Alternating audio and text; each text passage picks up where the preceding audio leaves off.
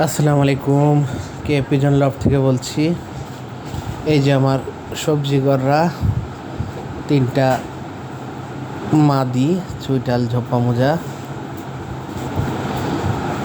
এগুলো সব আমার মেইন মাদি। এই যে মাদিটা, এটা হচ্ছে লালবারের মাদি, এটা আমার ব্যাকআপ মাদি। আর ওই দুইটার পেয়ার করা আছে নরের সাথে।